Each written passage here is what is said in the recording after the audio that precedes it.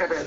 سأقول لك واقعة أخرى أرجو وأتحداه أن ينكرها. وأنا أعمل مديرا عاما بمكتبه، وزعت علينا بطاقات الانتخاب الذي كان يقف بجانبه والوزراء الجدد يؤدون اليمين الدستورية وهو زكريا عزمي. وزعت علينا بطاقات انتخابية من أماكن سكنية لا نعرفها. أنا ساكن في الهرم، جاتني بطاقة انتخابية إن أنا ساكن في حلمية الزيتون، وجاءت سيارات بدون أن تحمل أي علامات عليها تأخذ الموظفين كما لو كنا في إيرانا. هذا الرجل انظروا كيف يعامل شعبه. أرجو أن يستمع الشعب إلى هذا جيدا، أرجو أن يعرف كيف يفكر هذا الدكتاتور.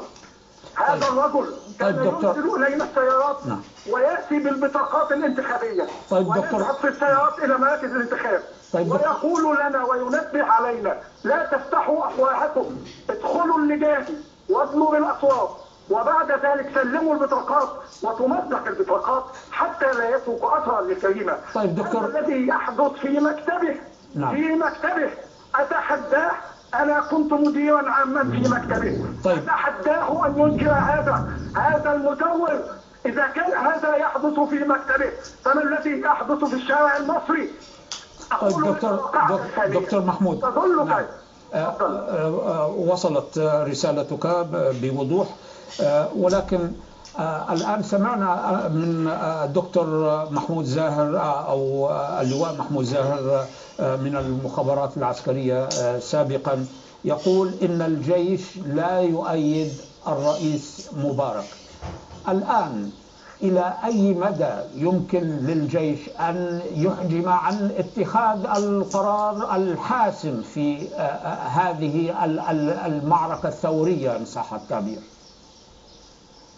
قبل أن أجيب عن هذا السؤال اسمح لي أنقل للإخوة الشرفاء الذين يتظاهرون في ميدان التحرير وقد كنت معهم منذ الصباح، أنقل إليهم شيئا لمسه بنفسي. هناك من يندس من رجال المخابرات ومن المباحث بين المتظاهرين ومن الحزب الوطني السابق، الحزب غير الوطني. هناك من يندس بينهم ويقول، يبدأ في استعادة حوار معهم ويقول: يا جماعة كفاية كده، البلد هتخرب، احنا قلنا كلمتنا وخلاص نروح نستريح. وقد أمسكنا بأكثر من واحد يؤدون هذه المهام القذرة. أنا أنبه الشعب المصري لمن يقوم بهذه المهمة القذرة.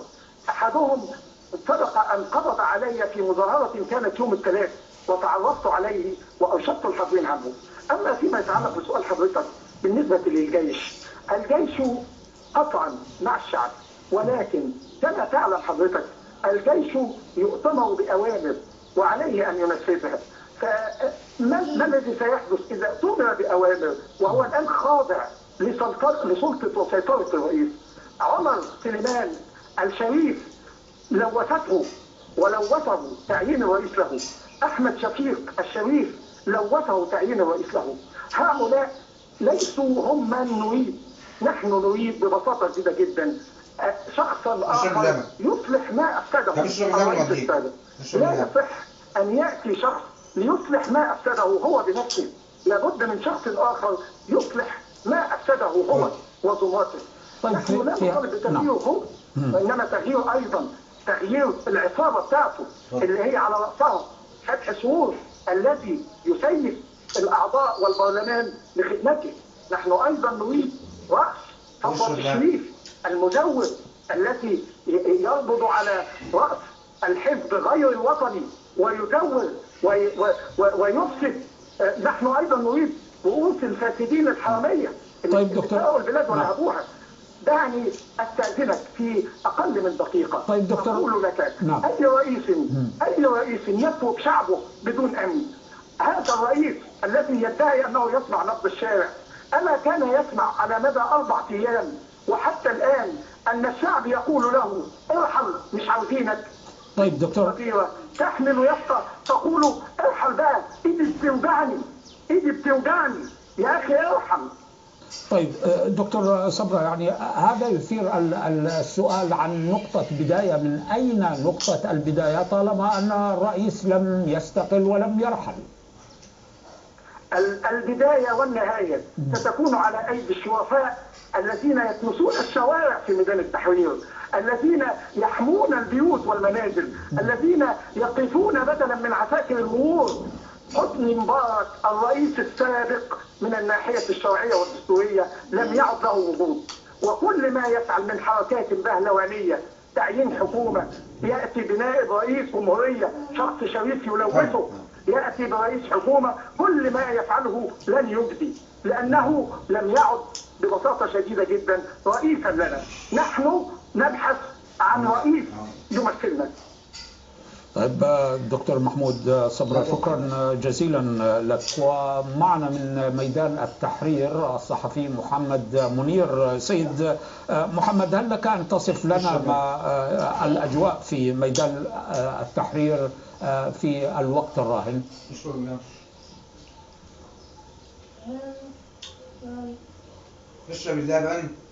سيد محمد منير، هل لك أن تصف لنا ما يجري الآن في ميدان التحرير؟ ميدان التحرير، نحن موجودين الآن في ميدان التحرير منذ الصباح الباكر.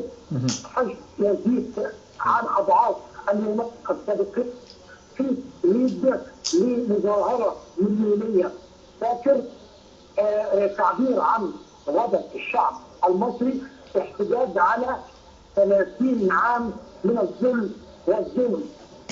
عدد كبير من المعتقلين السياسيين الذين كانوا معتقلين في الايام السابقه خرجوا وشاركوا في المظاهرات. 30 عام عبر المصريون عن رفضهم لها ورفضهم لحكم مبارك. التعديلات الوزاريه التي اعلنت لم تلاقي اي اهتمام من المعتصمين والمتظاهرين في ميدان التحرير، لأن هناك مطلب واحد لا تنازل عنه، وهو تثبيت حكم مبارك وتثبيت نظام مبارك. عدة بيانات ظهرت من أكثر من جهة. نقابة الصحفيين أصدرت بيانا، الصحفيين في جريدة الأهرام أصدروا بيانا بنفس المعنى. شباب المعتصمين وضعوا توقعات على 3 مطالب. المطلب الأول رحيل مبارك فورا. المطلب الثاني تشكيل حكومه مؤقته من 30 عضو. سيد منير، سيد محمد، يعني هل لك ان تعطينا صوره عن الوجود او الحضور الامني؟ هل لك ان تعطينا صوره عن الحضور الامني في ميدان التحرير؟ قصد ميدان التحرير؟ نعم، هل هناك حضور أمني في ميدان التحرير؟ نعم، ميدان التحرير. هل يوجد في ميدان التحرير حضور أمني، حضور من قوات الأمن أو قوات الجيش؟ وكيف تتعامل مع هذه الحشود الغفيرة في الميدان؟ كيف تتعامل؟ يعني أنا مش قادر أفكر كلامك سؤال أرجو إذا كان في فرصة أن الصوت يبقى أوضح. طيب أعيد السؤال مرة أخرى. أعطينا فكرة عن الحضور الأمني في ميدان التحرير، وكيف تتعامل قوات الأمن مع الجماهير الغفيرة المحتشدة هناك. هو لا وجود للقوات واضح لقوات الامن المصريه، ولكن هناك عناصر من الجيش المصري بدات اليوم باطلاق اعيره ناريه ارهابيه فوق رؤوس المتظاهرين. من ناحيه، ومن الناحيه الاخرى ظهرت بعض العناصر الامنيه بملابس ملكيه في محاوله لاحداث بعض البلبله داخل المتظاهرين، ولكنها اجهدت بفعل الحشود الكبيره للمتظاهرين، وكلها وسائل قديمه لا يمكن ان تبدي هذا الحل الكبير. الرئيس قد فرض وجوده على ميدان التحرير وقت محرره جنسا للمتظاهرين طيب. جنسا للمصالح. محمد منير الصحفي في ميدان التحرير، شكرا جزيلا لك. وينضم إلينا من القاهرة الدكتور عبد المنعم أبو الفتوح، الأمين العام لاتحاد الأطباء العرب وعضو جماعة الإخوان المسلمين. أستاذ عبد المنعم، إذا فقدنا الاتصال مع الدكتور عبد المنعم أبو الفتوح، ربما نعود لمحاولة الاتصال بالأمين العام لاتحاد الأطباء العرب.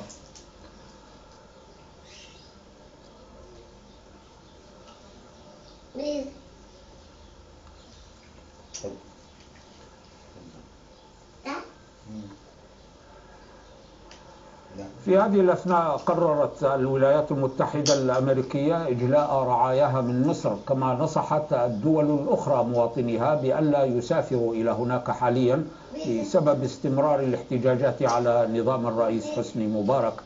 وقد تزاحمت مجموعات كبيرة من السياح والمقيمين الأجانب في مصر عند مكاتب حجز التذاكر.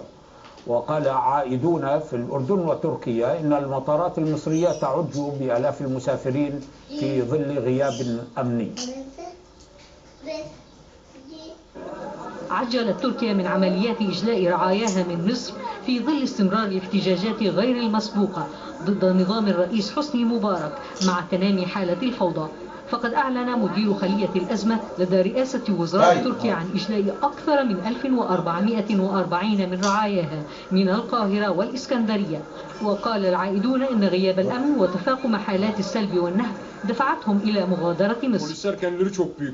رجال الشرطة في حالة رعب، تخلوا عن حماية المواطنين وبدأوا بحماية عائلاتهم. عصابات النهب في كل مكان، المجرمون هربوا من السجن، وكل هذه التطورات ترعبنا. وكانت مصادر مسؤولة في مطار القاهرة الدولي أشارت إلى أن الساعات الأخيرة شهدت إقلاع عدد من الطائرات التي تقل رعايا دول أجنبية إلى بلادها، من بينها طائرتان لشركة العالي الإسرائيلية وطائرتان لروسيا وطائرة لجمهورية التشيك. بينما بدأت عمليات إجلاء عدد من الأمريكيين على متن طائرة عسكرية. وكانت مساعدة وزيرة الخارجية الأمريكية أعلنت أن على الرعايا الأمريكيين الاستعداد للمغادرة في أسرع وقت ممكن. ونصحت دول أخرى مثل سويسرا مواطنيها بعدم التوجه إلى مصر إلا للضرورة، في حين علقت العديد من شركات السفر والسياحة رحلاتها إلى مصر في أوج موسمها السياحي. في غضون ذلك وصل مئات المواطنين الأردنيين إلى مطار عمان الدولي. جينا اليوم من المنصورة لمصر، ما حصلنا ولا شرطة طول الطريق. المطار ما في أمن نهائي ولا واحد. العالم يمكن 6-7 آلاف شخص، ما في أي شرطة، ما في أي أمن، ما في حدا. إحنا بنشيل، إحنا بنودي، إحنا بنحمل، إحنا يعني الأمن مفقود نهائي، ما في، حتى الجيش ما في. ومن المتوقع أن تستمر عملية إجلاء الرعايا اليوم بعد إعلان اليابان واليونان وأذربيجان عن إرسال طائرات لإجلاء رعاياها، كما بدأت ليبيا ولبنان بتسيير جسر جوي إلى مصر. ومعنا من القاهرة الآن الدكتور عبد المنعم أبو الفتوح، الأمين العام لاتحاد الأطباء العرب وعضو جماعة الإخوان المسلمين. دكتور عبد المنعم، ما هو انطباعك عن الحكومة الجديدة؟ هو كان جنبي.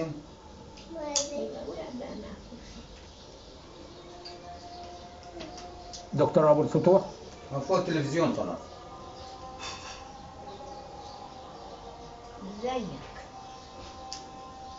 يبدو أننا أو يصعب الاتصال مع الدكتور أبو الفتوح، وربما نعاود الاتصال معه أيضا.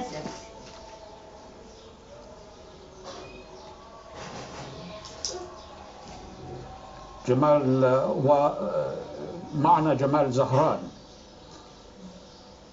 عضو مجلس الشعب سابقا. سيد جمال، ما هو انطباعك عن الحكومة الجديدة؟ تعالي الصوت بس شوية. سيد جمال، سألتك عن انطباعك عن الحكومة الجديدة. ايوه نعم. بالنسبه لهذه الحكومه، الرئيس مبارك بيتحرك في اصدار قرارات في الوقت الضائع، وهذا التشكيل الحكومي تشكيل اخر لا قيمه له، وهو امتداد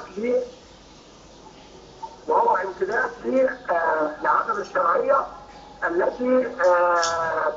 التي يمارسها حسني مبارك من 25 يناير حتى الان.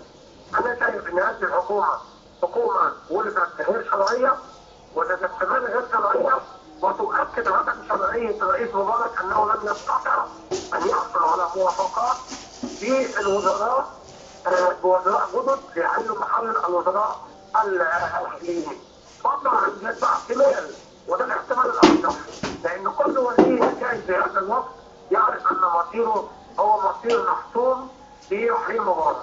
الاحتمال الثاني انه الرئيس مبارك كما هو هنا لا يستطيع ان يصرف مكانه في تغيير لا سياسات الاشخاص. عشان كده الشعب واحنا هنا مصر اصرار كبير جدا على رحيل مبارك.